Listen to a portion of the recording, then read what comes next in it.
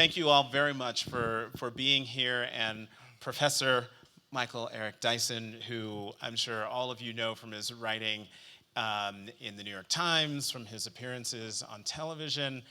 And is this the 18th or the 19th book? 18th book that you have written. And as Emily said, the name of the book is The Black Presidency, Barack Obama and the Politics of Race in America. I want to just kick this conversation off by quoting what you wrote on page 95. If you have your books, turn to page if you have your books, turn to page 95. And you write, I'm going to read two quotes, one from 95 and one from XIII 13. On page 95, you write, unlike King, Jackson, and Sharpton, Obama is not a black leader, but a leader who is black. And then what you wrote early on in the book is, Thatcher as prime minister is the nearest analogy we have to Obama as president. Explain those two images there. Well, it's great to be here with the heavyweight champ, Jonathan Capehart. I hope he doesn't pummel me too badly here today. Yes, sir. I'll take them in reverse order. Margaret Thatcher, because I had compared potential figures like John Kennedy or Benjamin Disraeli. In terms of Disraeli, of course, the first Jewish prime minister in the UK, despite the complicated ethnic heritage and inheritance. And John F. Kennedy is the first Catholic president of the United States of America. But for me, the barrier that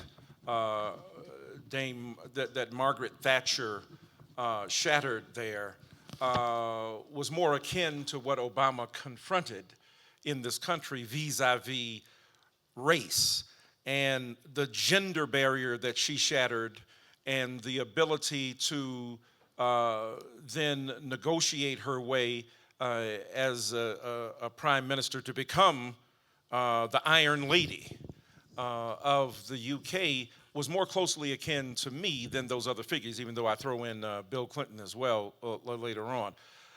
In the page 95 reference is to the fact that people who expect that Obama would behave as a black leader, I think are misassigning the respectful role and the duty of that office to him. Not that, and as you know, my book is full of arguments about and suggestions of what appropriate things that might fall under the rubric of the presidency vis-a-vis race. But I'm not confused about the role.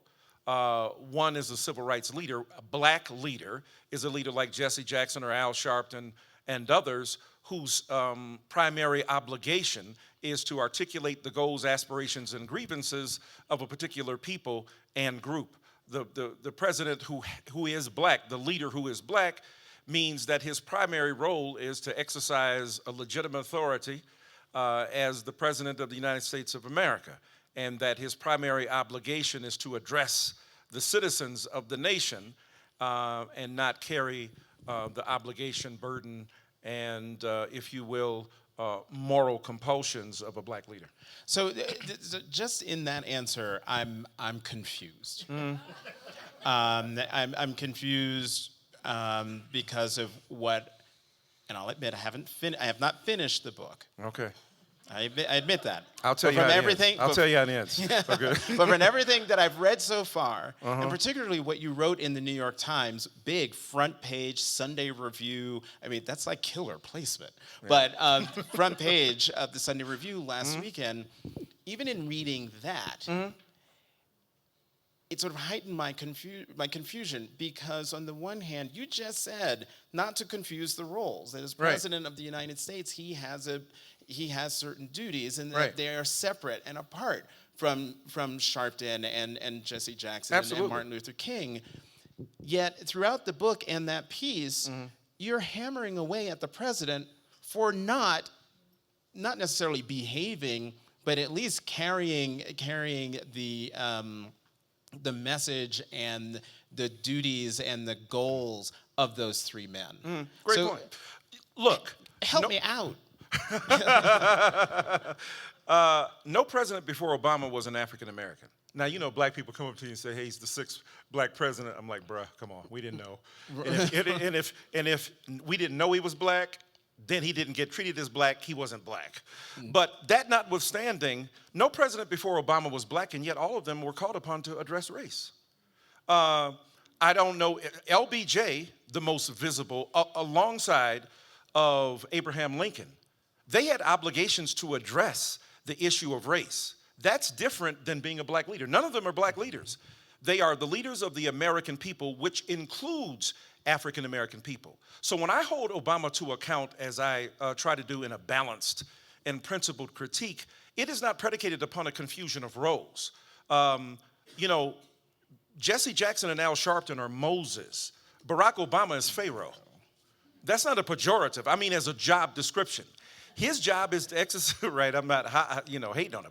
His job is to exercise legitimate authority as the ultimate executive of American democracy, so to speak. So when I hold him accountable about issues of race, this is what I expect presidents to do, not black leaders, not people who are cheerleading for a particular ethnic or racial group, though those, of course, make their play. When Barack Obama turned the White House the rainbow colors of gay, lesbian, transgender, bisexual, queer people, he's operating as the chief executive of America, and yet he is sensitive to and embracing of issues with gay, lesbian, transgender, bisexual, queer people. When he deals with the environment, that's not all of America.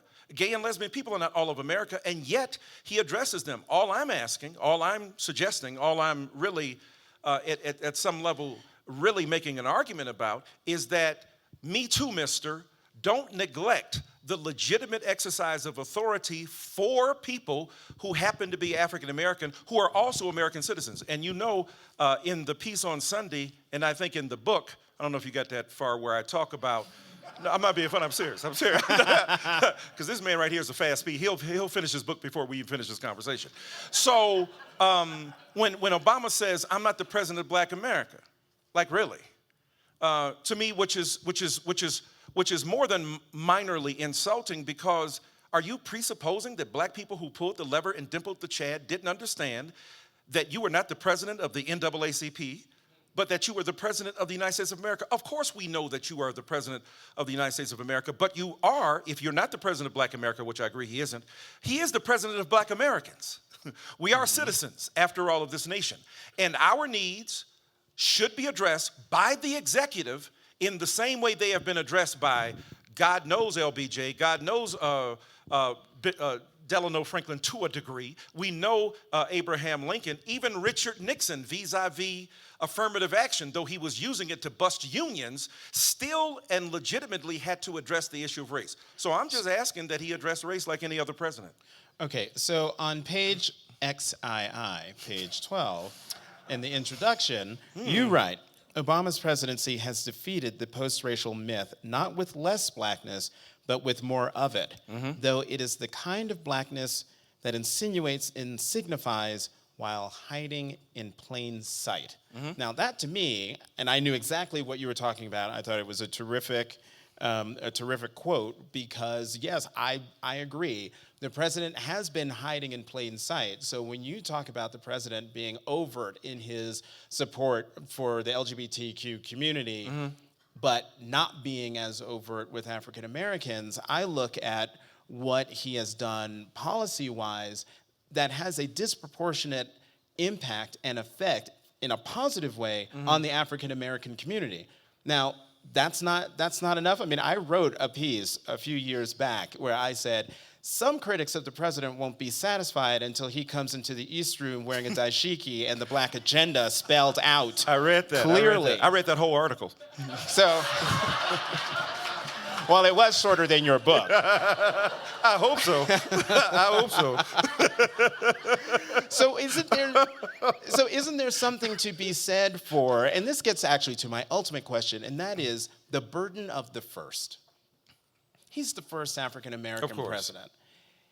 Aren't there burdens that this just so much he can do in what you're talking about, and that maybe the next, and I am a very hopeful person, that there will be another African-American president, and that person will not have nearly as difficult a time doing things overtly for African Americans, who, as you say, are indeed Americans, without getting the racial blowback that would come with that. Yeah, no, it's an excellent point, and I obviously agree that the first is difficult. When you're Jackie Robinson, they put cleats on your finger.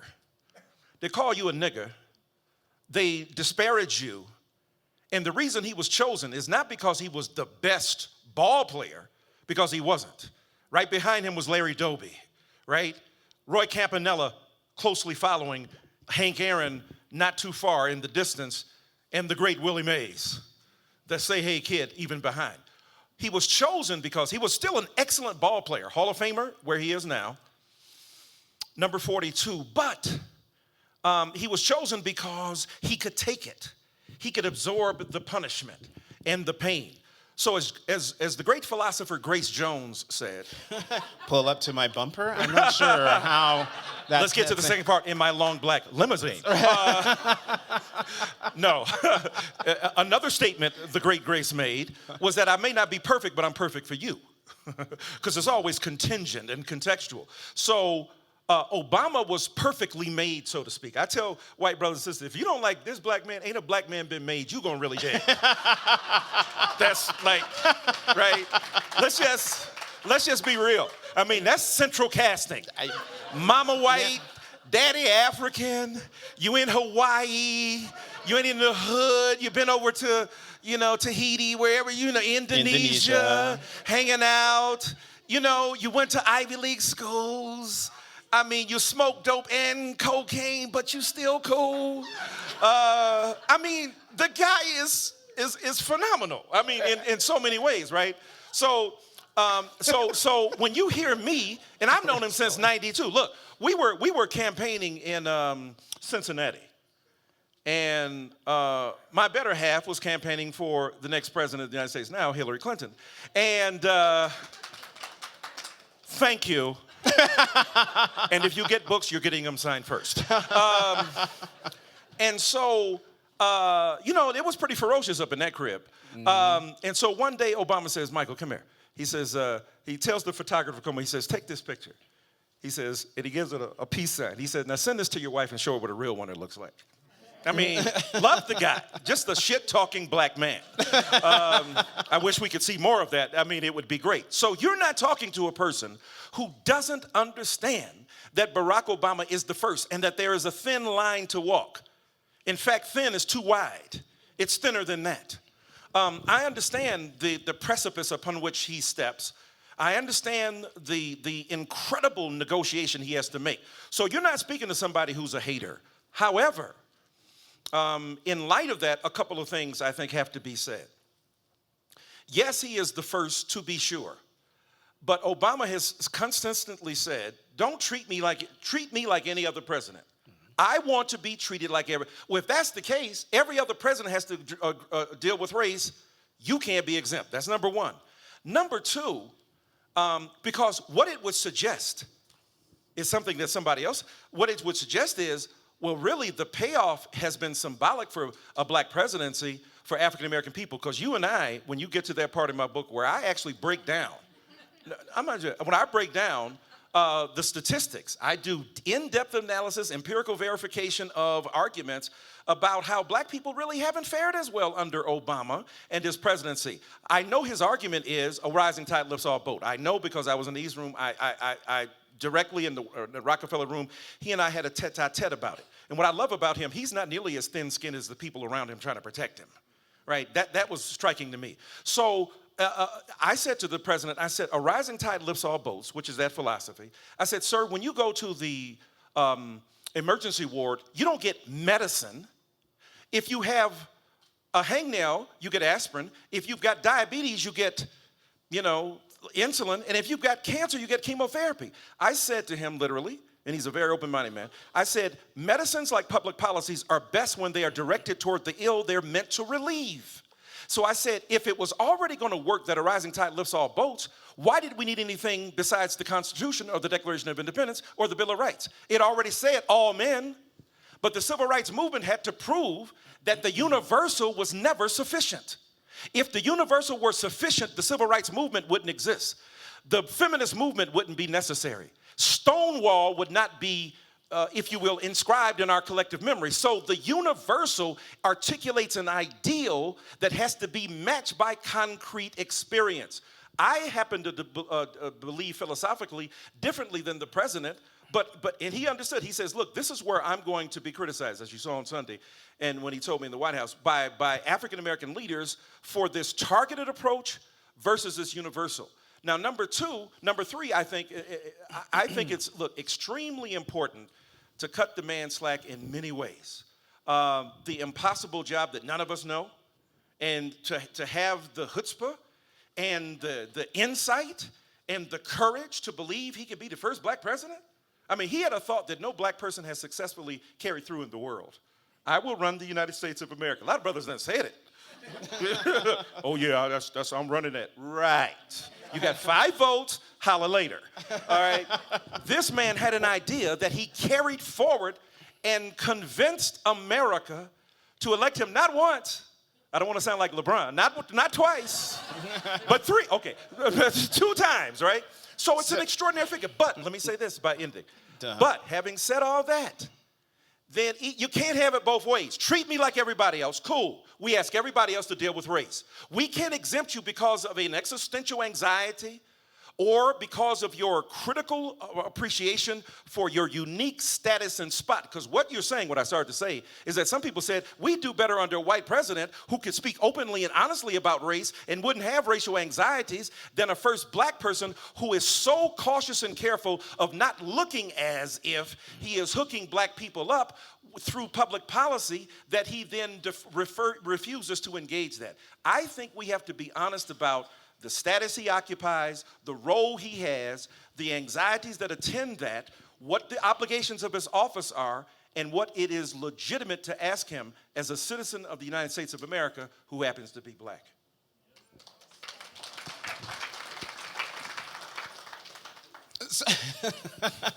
I'm sorry, I just needed a seatbelt for that. That was like a tour de force. All right, so that's why he gets the big money and I'm up here talking. You said a few things. You said a few things that made me think of the president's first term. You talked about he can't be exempt from dealing with race, which I absolutely agree. You highlighted the racial anxiety that he has or had, because we certainly saw it in the first term. And you talked about the thin line that he has to walk, which we saw in high relief in the first term, and particularly in that press conference that was supposed to be about health care, that then became dubbed the acted stupidly press conference. That was when he was asked a simple question about what he thought about what went down between Professor Skip Gates and the Cambridge Police Department when he was arrested for entering his own home because he lost his keys. And the president is asked a question. And in that moment, I think, was the one time we saw him, there's a thing flying in front of me. It's not, I'm not gesturing. It's like a little gnat in front of me. Whatever he says. Right. That really was unfortunate timing. I mean, okay. So he's asked a question where he answers it honestly. He answers it as an African-American man who has had to deal with the police and sees, and he says, well, the police acted stupidly. The firestorm that caused, I think, was a telling moment for the nation. It was certainly a telling moment for his administration, and definitely a telling moment for him, where he realized, we all realized, whether we want to believe it or not, that the first black president can't talk about race without people losing their minds. Primarily because the country hadn't had the conversation. Now, fast forward to the second term. He's talking about it all the time. all the time. Okay. The George Zimmerman verdict, when that came down, I was there Right. in the White House briefing room. He had signaled, we had one of those meetings with him before, and he signaled that this was going to happen. And so Charles Blow and I were like, oh, well, maybe let's hang back and see what he's going to say. Right. And said really incredible things that I remember Charles saying to me, there's no way in hell he is going to say to the American people what he just told us. The American people can't handle it. 98% of what the president said in the White House press briefing room is what he said to us an hour earlier. The point I'm getting to is that there is freedom in the second term for any president. Right. But I think for this president, and tell me if you disagree, which you probably do, that with the second term comes the freedom for this president to not only do battle and stare down the Republicans on a whole manner of issues, Right. but to also just say, I don't have to worry about running again. I don't have to worry about you folks. Right. I'm going to speak plainly about race and Right. how it impacts the African American community. And he was helped tragically by Right. all of the videotaped killings Right. of African American, primarily men, Right. that the nation had no choice but to deal with. Right. No, you're making a compelling point. Look. You're making a compelling point, but you're making my point. And let me tell you how. It is true that, and I talk about that. You read that part where I talk about Skip Gates and how that kind of discouraged him after that. Now, as opposed to talking about ISIS, because he gets love on that. As opposed to healthcare, because he gets, in other words, he gets crapped on anything he says. It's the guy saying it. It's not what he's saying. It's not like Republicans rush. You know, your theoretical assertion on foreign policy has so captivated us because it was said with equanimity and poise and grace. They hate him. So whatever he says, he could say, my shoelaces are black. See? He's a racist. His shoelaces are black. Now, when you go back and look at everything Obama has done, has Obama gotten a little bit more guff and blowback on the issue of race and hypersensitivity? Of course. But he's gotten it on so many other issues that he continues to speak about. In other words, the bar has been set in a certain way so low for racial discourse that the first sign of trouble, you turn tail and run as opposed to engage. Now, Obama's a smart guy, much smarter than me sitting up here because I'm talking about him. He ain't talking about me. Right? When he first started running, they had me, I was at an expo, and they wanted me, this senator, the young man was running for the Senate, if you could, pump up the crowd and then let him speak a little bit. How things have changed. My. So there's no question that he gets blowback, but he gets blowback on everything. And since he gets blowback on everything, when Draper's book suggests that on the very day he was inaugurated the first time, as you know, the Republicans, Newt Gingrich et al., met together in a steakhouse in D.C. and determined we will oppose him and make him a one-term president. So my point is they refuse to work with him on anything. I understand, again, the hypersensitivity around the issue of race, because he said what most people thought was common sense. Cat acting stupid. The man in his own crib. I'm his vernacular translator now. He's got an English translator. This is the black speech translator right here. Bruh is in his crib chilling. He got back from China. I don't know if he was chilling. He was chilling. He was chilling. I talked to Skip today. He was chilling. Oh, okay. He was chilling, all right? You talked to Obama, I talked to Skip. Okay. So Skip Gates is in his house, Jimmy at the door. You can understand why somebody's concerned, like, are you trying to break in? Thank God for neighbors like that. But when the police get there, they see it's his house. End of story. Had that been Henry Kissinger and not Henry Louis Gates, now, if Henry Louis Gates started talking about his mama, as was said, I wasn't there, so I can't. He did write a book on Signifying Monkey. Right? He might have talked about the man's mama. I don't know. The point is this, that Obama's acting like he's got those flashbacks. When I was in a Hillary Clinton and Bill Clinton fundraiser, when they handed me the keys or asked me for tea because they thought I was the butler, or they handed me my keys. He's a black man. He understands, right? So yes, that was a flashback. And now I can understand him saying, in the future, I'm gonna have to be a bit more balanced because folk are not ready. I get that. But here's my point. My point is not simply the performance of speech. Because the point you made about that second term and when he came out, what did he do first? Let's be honest about it. He released a press release that basically saying we're a nation of laws. The jury has made its decision. Now we have to abide by it. Black America went ham. That would be haywire. And I didn't know critical. that, so I didn't realize that. Right. Ham was haywire. Thank you, Professor. Right.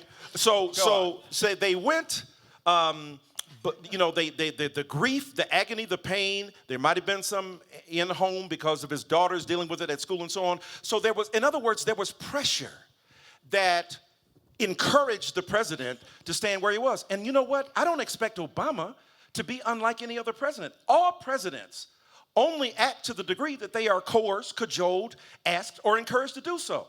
So my point is, I don't expect Obama to be different than Lyndon Baines Johnson or Abraham Lincoln or Andrew Johnson. Well, I do expect him to be different than Andrew Johnson. but and thank God that Harriet Tubman is on the $20 bill now. But my point is this. Well, not until 2020. Well, but and if that congressman's bill doesn't get through. Absolutely right. But we celebrating Tubmans right now. I didn't Xerox some and put them on my 20s. That's what you get when you get my money. So, but my point is this. When Obama initially responded, it was very tepid. When he responded to the Michael Brown Ferguson situation, again, because I just very tediously and carefully and copiously do this in the book, the part you'll get to. That I'll get to. You'll get to. So my point simply is this. No president acts without pressure. And here's the problem. Black people don't want the pressure to be brought to the first black president, and I get it. But the only way you get any action out of the president, Latinos didn't say, you know what, he's a person of color like us, let's let him. No, they pressed him. Gay, lesbian people, unrelenting. Thank God, I give them love and kudos. I'm saying to you, Thank get you. nothing, right. Y'all did the right thing, all right? Y'all did the right thing. Multiple kinship groups works beautifully for you. So you could have brought the brothers along with you that are straight. So what's interesting, damn, dude. We're here all week. Not the deal. Go on. So the thing is that those who ask get. Those who don't, even the Bible says you have not for you ask not. But black people were loath to ask Obama anything. Why? Because our pride was so deep. And look, I understand that pride. To this day, I have tremendous pride for him. Those who came here expecting that I was going to besmirch his character, no such thing. I'm asking for just treatment. I'm saying be fair about it. And let me tell you something else we haven't raised, but let me throw it in the ring here. Not only do I expect Obama, right, I understand the difficult line he works, but why is it then that he goes out of his way to insult black people? And let me tell you what I mean by insult. I know you'll disagree with this, but let me say it. Oh, it's on now. See, I'm just setting you up. I'm your fall guy, right? I'm the straight man.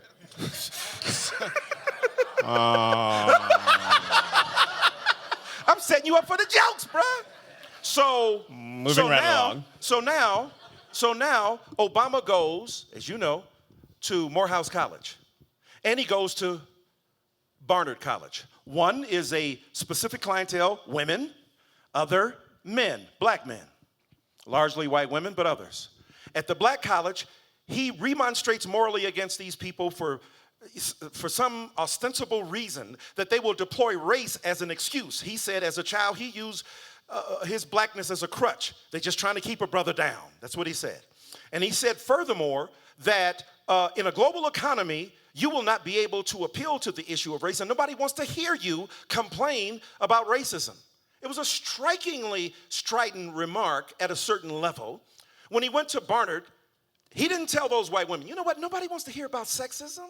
In a global economy where wages are shrinking, where even in America, where women make 75 cents on a dollar as to what a man makes, we don't want to hear your feminine kvetching. He did not say that. He instead said, God bless you, and he embraced them. Now, he's not a woman, so he's not perceived as helping the women out. He is an African American. He may be perceived as helping black people out.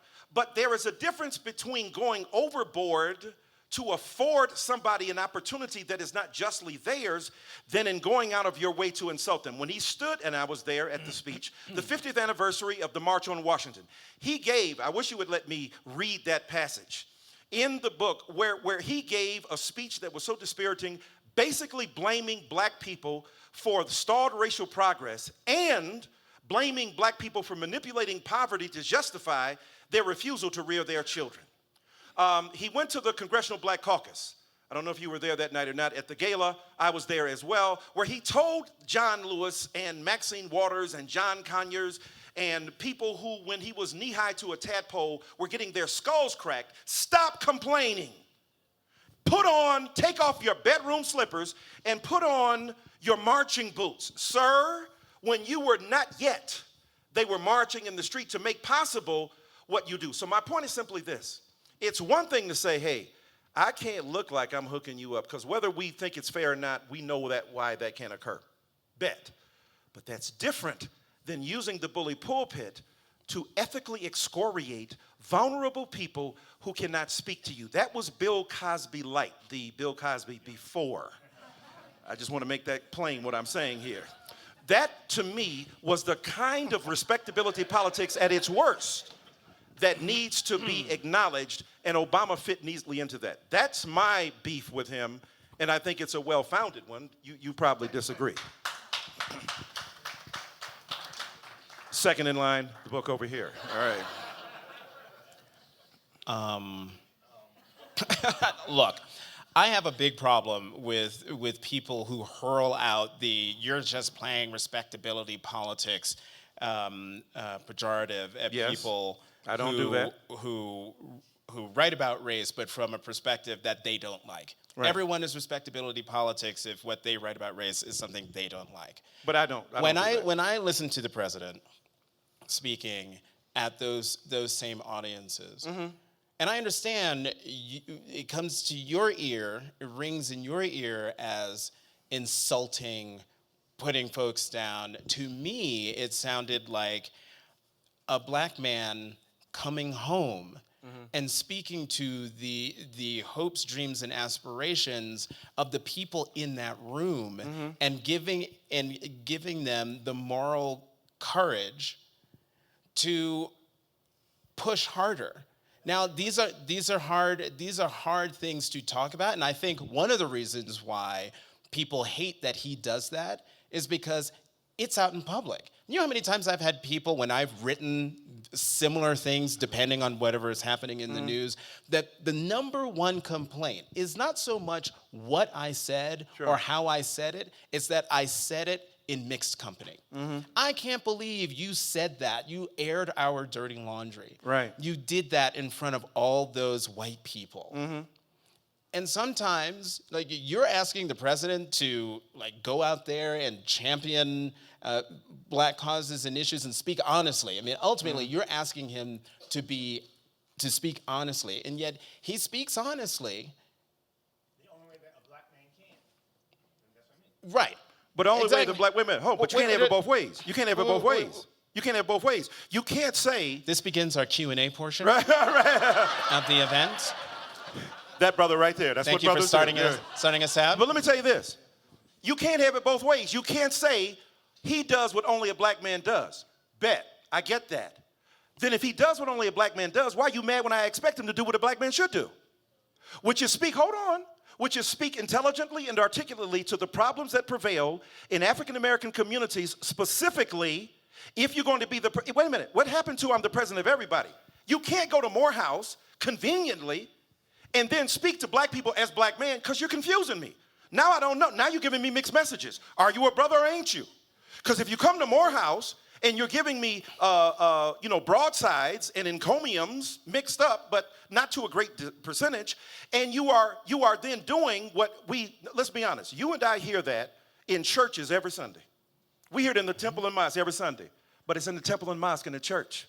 Right? Can you imagine another ethnic group? Oh, imagine the first Polish president. You Poles get on my nerves.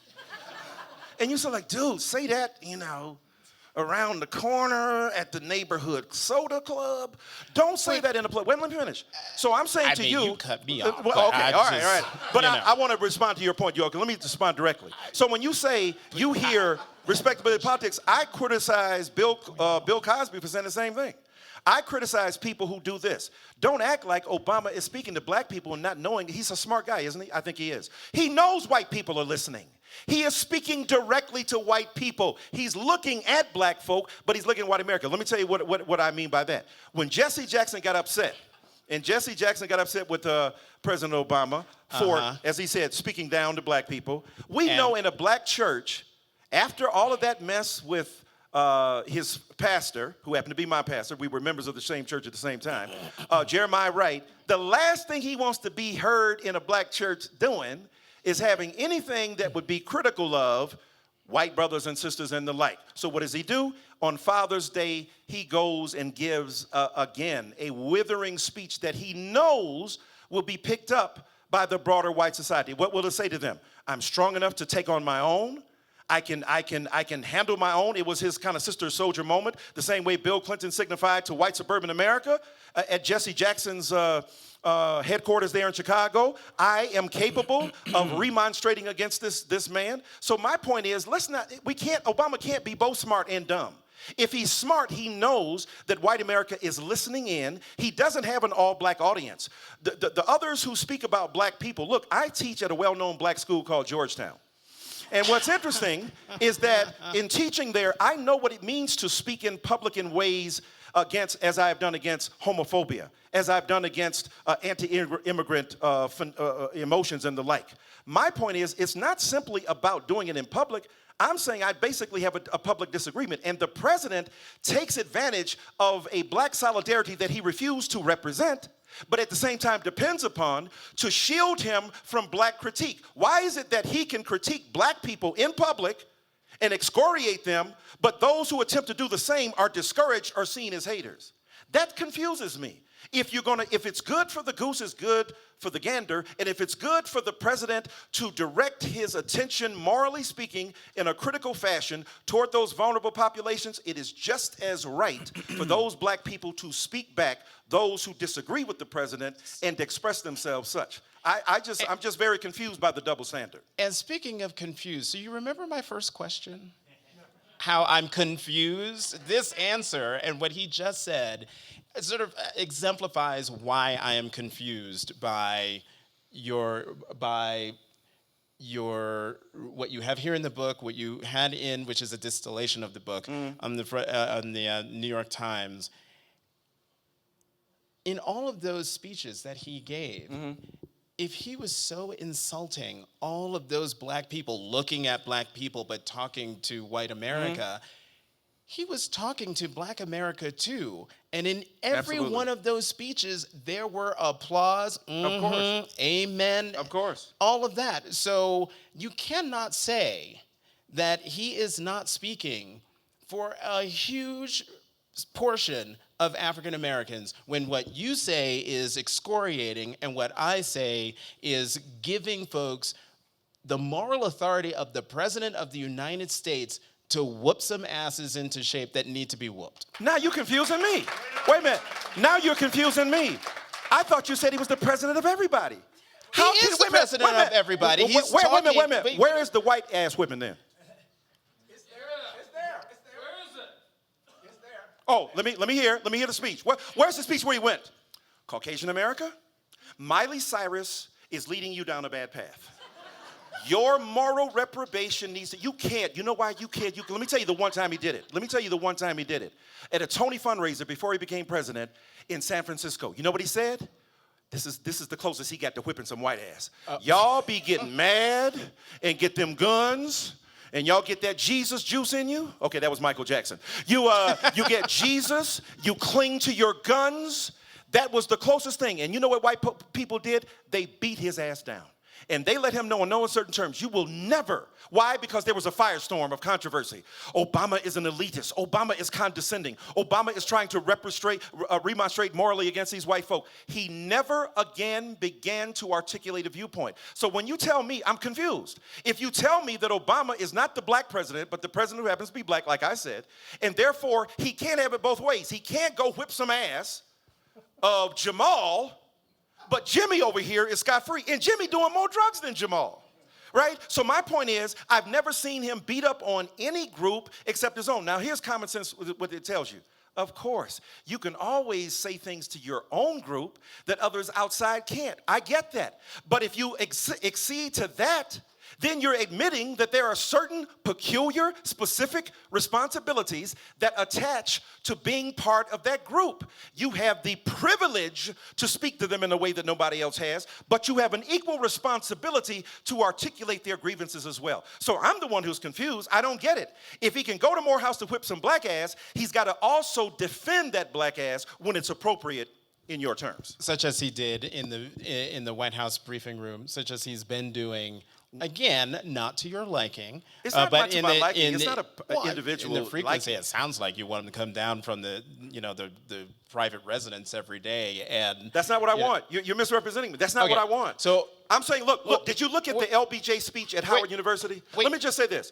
Look at the Lyndon Baines Johnson speech, We Shall Overcome at Howard. Here is a president speaking to an HBCU. What did he do?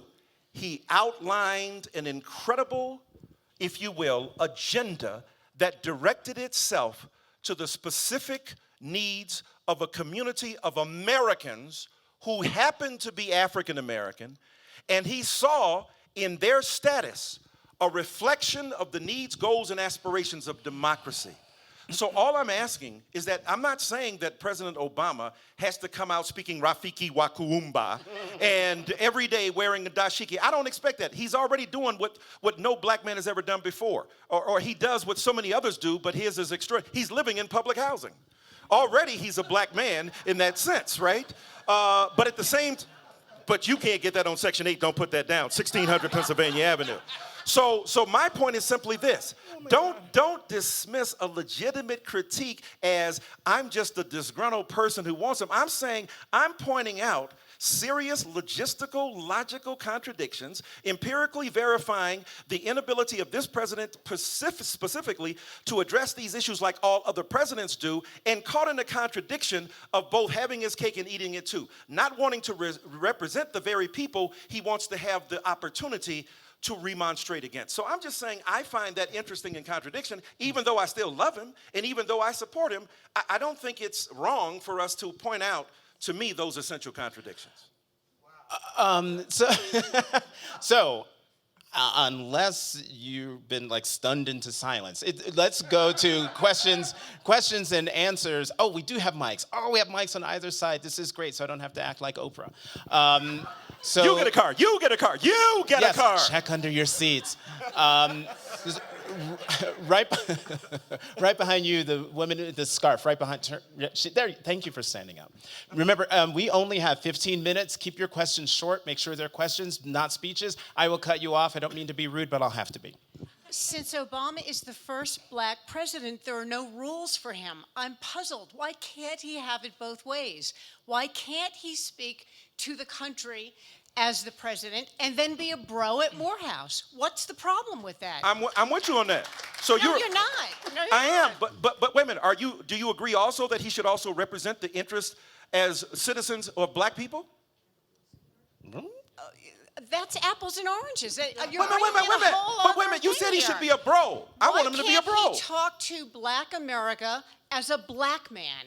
I want him to listen to him and also be the president and speak to everyone, and subsumed within that are black Americans. But wait a minute. Why do you qualify when I ask you though?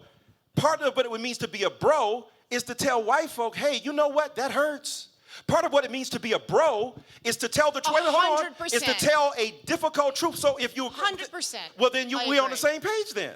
Wow, I'm saying go to Morehouse and say what you got to say as a brother, but also represent for those brothers and sisters. Let's throw the sisters in as well. So I think it's both ends. So I have a new rule. Keep your questions short. Keep your retorts and follow-ups shorter. Question right behind you, ma'am. Oh, no, wait. Oh, yeah, you're the one who's handling the mic. Great. Hi. Oh, thank you. I just got to say, my name's Jessica. I'm from Girl Be Heard, a nonprofit New York, and I love the two of you. This is the best thing at Aspen Institute, so thank you so much. Thank you. We'll take this on the road. So, But I want more money than you. my You already got one, though. My organization's been doing undoing racism work, and what's really clear from our undoing racism trainers is like, I take the white people, my partner who's black takes the black people. Right. And so where the hell is Joe Biden? He should be speaking to white people, and why isn't he doing this? He's over at Greenwald right now. Should we go get him? Joe I have Biden two talks questions. to black people in an interesting and empowering way as well, by the way. The gentleman in the pink shirt. It's pink. Yeah, is that pink?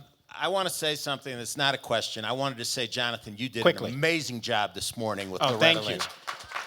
Thank you very It much. had to have been on very short notice with everything happening, and it was a wonderful session. My question to you, Mike, is going forward, this is going to be relevant for 3, maybe 4 months. I mean, the fact of the matter is, it's an issue, and I see your point of view, but our next president's not going to be black, and who will care after 3 or 4 months from now? Very revealing question. Yeah. I hope white America will, and if they don't, you're making my point for me doubly. Get the brother why he's here.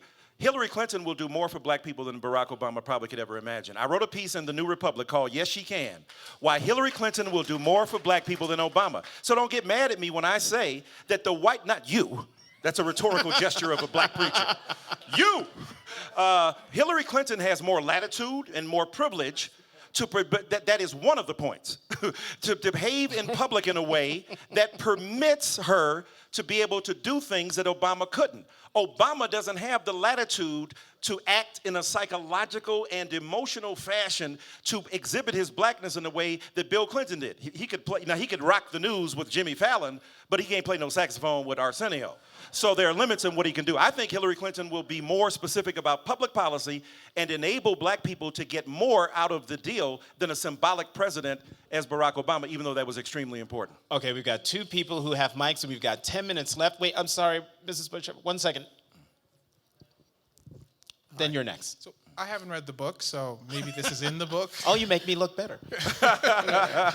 But we've talked a lot about the criticisms that you have. What I would like to hear is, what should he have done differently? Other than talking to people in a different way, like what specific things, is he going to make it rain in the hood? What do you want him to do specifically that Well, he if hasn't it's done? parched, I would love for him to make it rain in the hood.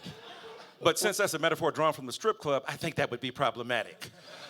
Pimps up, hoes down would be a bit much. Well, how about this? Here's a specific question that someone asked me to ask you, and that is, well, you've written, he often failed to use his powers to convene commissions or issue executive orders to lessen black suffering. Can you give one example of an executive order that he should have signed that would have done what you say he should have? Well, first of all, quickly, in regard to the black unemployment, in terms of the Congressional Black Caucus put before him an argument about percentages of people who were poor and percentages of people who were not poor that happened to go along, by the way, with your argument and his about a rising tide lifts all boats. They wanted him to sign an executive order to put that into effect, and he refused to do so. First of all, you got to meet with the Congressional Black Caucus before you hear their claims.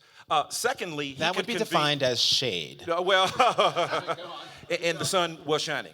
And then secondly, what others have been calling for him to do is to convene just a commission on urban poverty and violence in America at the White House. In the same way that the Kerner Commission was able to come up with not just another white paper to be, to have a desultory, if you will, explanation of social pathology, but one that could convene the resources that would bring together the FBI, a Marshall Plan for restoration of urban economies, and to address the disproportionate, if you will, concentration of both poverty and violence in those communities. And let me say this, when Obama went to Newtown, he wasn't forced. He went immediately afterward and offered love and support, as he should have. When he finally went to Chicago, after being cajoled, he said when fathers are not in the home, children have holes in their heart, and as a result of that, they respond. The murderer in Newtown was the son of a single mother. He never pointed out that this child of a single mother created mayhem because it doesn't fit the narrative. I'm asking you to think critically. I'm asking you to think about the message that sends, and I'm asking you to think about using that bully pulpit to reinforce stereotype or to challenge it. That's all I'm asking. And meanwhile, the My Brother's Keeper Alliance and the 21st Century Task Force on That's not public policing. policy. All right, now, Oh, My I'm Brother's sorry. Keeper is not public policy, and well, folk are my here. brother's Well, it keeper is, is but- public policy. It's and not that public was policy. exactly my point. Okay. Well, that my brother's keeper That's is not public exactly policy. my point. You know, I'm on the board of the My Brother's Keeper Right. Alliance, but you know, the president through My Brother's Keeper has spoken out about the importance of African American men, about changing the dialogue there. All of the departments in the U.S. government are working on that initiative, and he's taken a lot of heat for it. Yes, he's ma'am. taking a lot of heat for it. Why aren't we doing more for girls? Well, Howard University is 70% women. Right? We need to do something about black boys, and he's spoken on that. And I would say the other thing he's done for black America was he made Eric Holder Attorney General and Amen. Loretta Lynch Attorney General. Right. What he's done on criminal justice reform has been critical for black America. Yes, ma'am. Let Thank me you. very And keep- briefly. yeah, let me very briefly. As much as I support and love My Brother's Keeper, it's not public policy.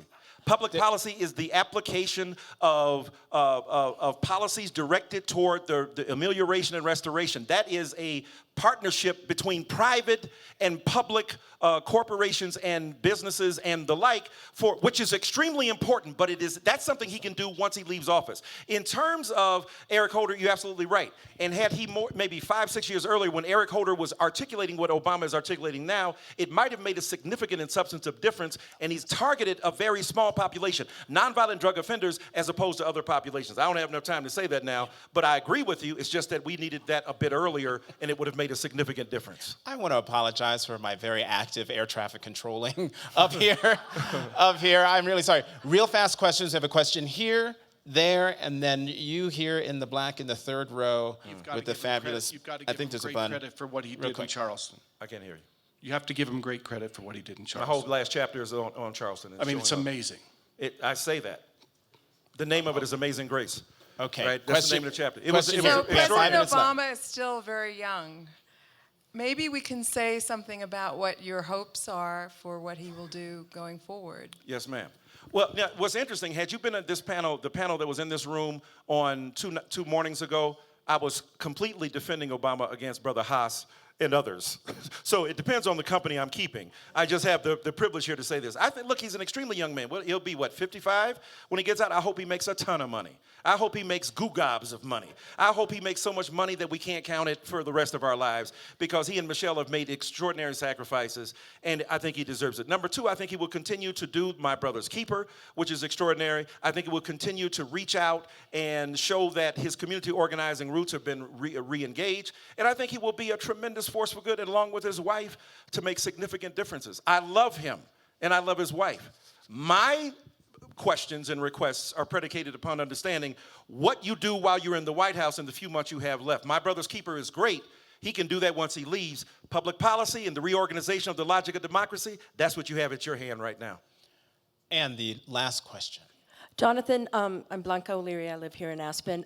I've been following what you've been writing about President Obama since the beginning of his presidency. You're one of the few people in this country that's in one of the editorial boards that finally actually supports President Obama almost consistently. Because President Obama is the first black president, it would have been nice to have a few more people having his back. I've been following the black presidency thread through the entire Aspen Ideas. We've been to all of them, and very few times has anybody ever mentioned some of the wonderful accomplishments that President Obama has made. Would you be able to take a few minutes to do that as we close?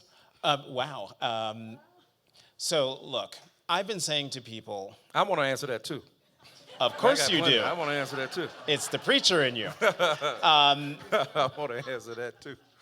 Look, for me, I've been saying of late that when President Obama leaves the White House on January 20th, 2017, And I want to make it clear. I am an opinion writer. I am allowed to have an opinion. My job is to give an opinion. And I say that because there are so many people out there who don't realize this, who call me biased. My opinions are biased, they say. But I look at President Obama as he is going to be the person I talk about in the way that Republicans talk about Reagan. I look at President Obama as someone who, I remember when we were talking in our editorial board meeting about the endorsement, Obama v. McCain.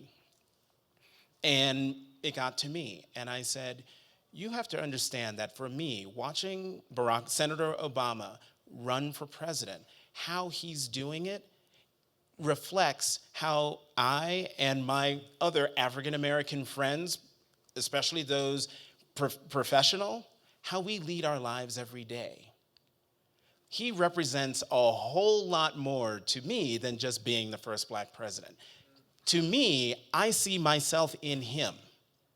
So I see him warts and all. I know when he's made mistakes and I call him out on them. When he does terrific things. I mean, to me, the My Brother's Keeper initiative was a fantastic response to the pain and the heartache that the nation had been undergoing since the killing of Trayvon Martin. And that we had and have a black president to guide this country through that, to selectively use the bully pulpit to cajole the nation into remembering that the black man standing before them in the White House press briefing room is someone who's been followed in stores, is someone who has had people lock their car doors when he walks by, someone who has been confused for the help, for the waiter, for the valet, simply because of the color of his skin. I have had that situation, been in that situation. You have. I'm sure most black people, men and women in this room have been in that situation. To me, I think what's been extraordinary about the Obama presidency is what he's been able to accomplish with the unrelenting resistance of the Republican opposition. If there's no one gives him credit for saving the economy. I do. I mean, no one, think about this. The number one goal of the Democratic Party has been universal health care. Hillary Clinton tried it and got roasted for it. And Democrats never went near it again until he decided to go for it. Now, it's not universal health care, but it's damn sight better than what was there. Bail out the automobile industry. He's done so. I mean, there are lots of things to give him credit for, and I think that, and this is where it's sort of interesting. We have this table between us. I think Michael and I are in two different camps, and I think when it comes to the president and race, I'm the glass half full person. I recognize the obstacles and hurdles he has had to deal with when it comes to race. Because he's the first, the burden of the first. I understand what he's doing and why he's doing it and why he can't do and won't do certain things, simply because a lot of it's personality driven. He's not Michael Eric Dyson. Thank God. Actually, I was gonna say the same thing. I ain't mad, bro, I understand.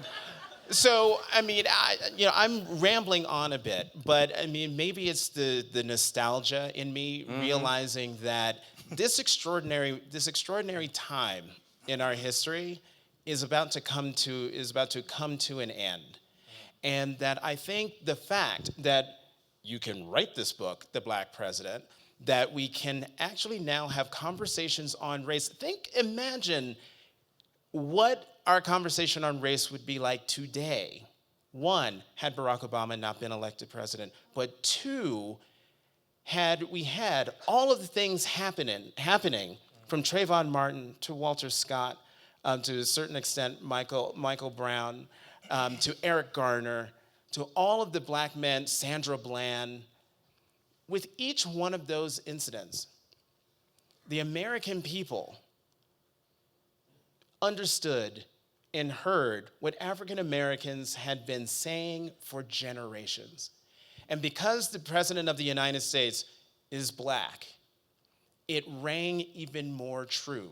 Because he wasn't just saying, hey, as a black man, I'm saying what these people feel. No, he said, if I had a son, he'd look like Trayvon.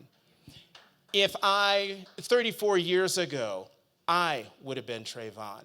That's powerful. That does something, not just for African Americans, but for Americans. And so, as an opinion writer, again, I'm very proud of him. I'm very proud of his presidency. And I think the nation will miss him and be very proud of the service he's given this country.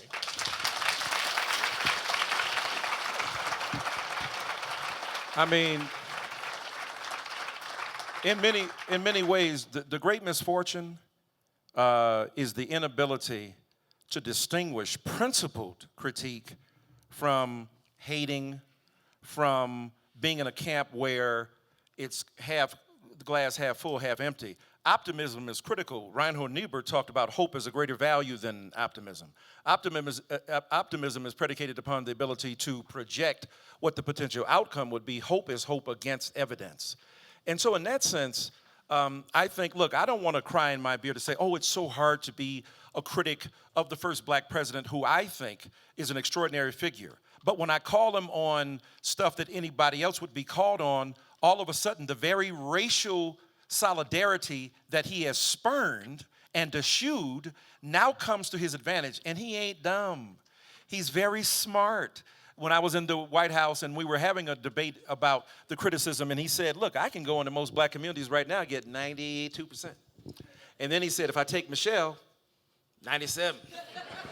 He might as well have said Negro, you know the other word. So what's interesting is that it is, to me, pride is critical. I was a surrogate for Obama twice. You're not talking about a person who didn't believe in him, who doesn't believe in him, and who doesn't invest an incredible amount of time. And when you read the rest of that book, and I will. Wait a minute, hold on. I know you will. You will discover everything you just said, I said. Bailed out the automobile industry, came in with the TARP money in terms of distribution, saved the economy, an unemployment rate for black people at its height 16%, but for the rest of America right now, 5%, black unemployment double. It is usually tracked that way. But the ability to address, again, those vulnerable communities is something I would want. What I'm saying to you, many of the things that you talk about that Obama did, he did because he was encouraged. He did because he was engaged. Unfortunately, that role is not respected. I understand the celebration of pride. That's a beautiful thing. But what is also critical and necessary is that when we see a double standard being deployed, we ought to at least be honest about it. Am I proud of this man? More than you can believe. Do I think he's one of the most extraordinary presidents? I said already in that piece on Sunday, he will go down as one of the greatest presidents ever. But to me, the president is like Shaquille O'Neal. Shaquille O'Neal, for those of you who are basketball fans, will know he's one of the most dominant ball players to ever play, but he couldn't shoot free throws. And at the end of the games, he made his team vulnerable because he couldn't, and they invented the hack-a-shack. To say that Obama is great doesn't mean that he could shoot free throws presidentially. To point out whatever I think was a flaw or a weakness doesn't mean that I magnify it to such a degree that it blocks out my appreciation for what he did. But the reactionary result of refusing to have anything that's critically engaging the president, to me, is a deeply and profoundly problematic situation. And with that, Michael Eric Dyson, The Black Presidency, Barack Obama, and the Politics of Race in America.